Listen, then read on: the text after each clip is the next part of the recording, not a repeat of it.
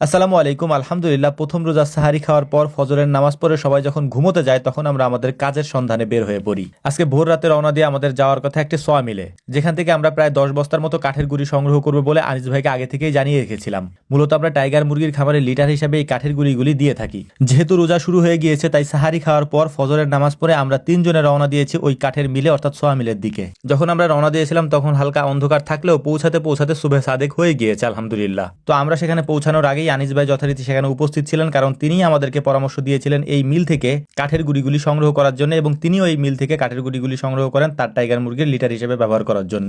আমাদের জন্য সকালবেলা ফজরের নামাজের পরে হালকা একটু ঘুমিয়ে নেওয়া খুবই জরুরি। এর কারণ হচ্ছে সারা রাত যেহেতু আমাদেরকে কাজ করতে হয়, খাবারের কাজ এবং অন্যান্য কাজগুলি শেষ করতে করতে আমাদের অনেক রাত হয়ে যায়, যে কারণে সকালে আমরা একটু ঘুমিয়ে নেওয়ার চেষ্টা করি, কিন্তু কাজের ব্যস্ততার কারণে আমাদের ইদানিং আর সেটাও হয়ে উঠতেছে না।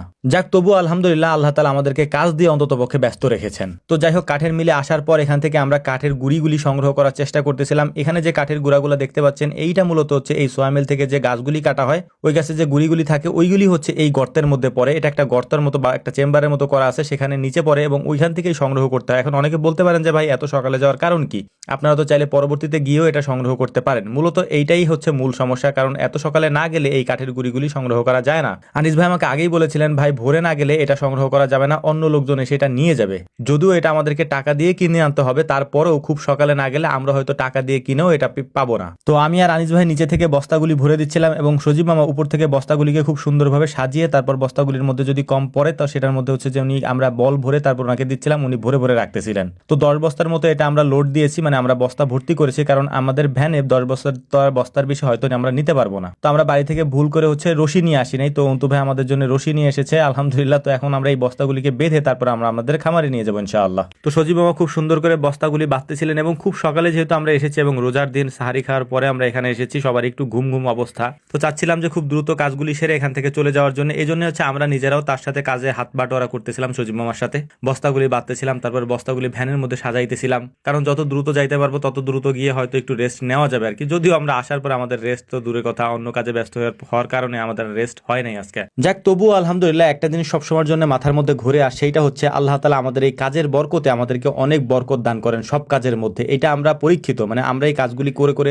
অভ্যস্ত হওয়ার কারণে আল্লাহ রাব্বুল আলামিন আমাদেরকে অনেক বেশি বরকত দান করেন। তো বস্তাগুলিকে সাজিয়ে নেওয়ার পর আমরা মেন রোডে চলে এসেছি এবং মেন রোডে এসে এই বস্তার উপরে বসে যেতে হবে। এর কারণ হচ্ছে আমরা যে কয়েকজন এসেছি তার মধ্যে একজন বা দুইজন এই মানে ভ্যানের সাথে যেতেই হবে, কারণ সজীব মামাকে একা ছাড়া যাবে না, সাথে একজন থাকা লাগবে। তো আমি ভাবলাম যে আমি সজীব মামার সাথে যাই। অনেকগুলা বস্তা সাজানোর ফলে এটা অনেক বেশি উঁচু হয়ে গিয়েছে, উঁচুতে বসে মানে কেমন যেন একটা ভয় ভয় লাগতেছিল যে পড়ে না যায় আর কি। তো যাই হোক, আলহামদুলিল্লাহ সহি সালামতে আমরা আমাদের খামারে চলে এসেছি। এখন এটাকে আমরা নামিয়ে রাখবো এবং যখন আমাদের প্রয়োজন পড়বে তখন এখান থেকে নিয়ে আমরা ব্যবহার করার চেষ্টা করব।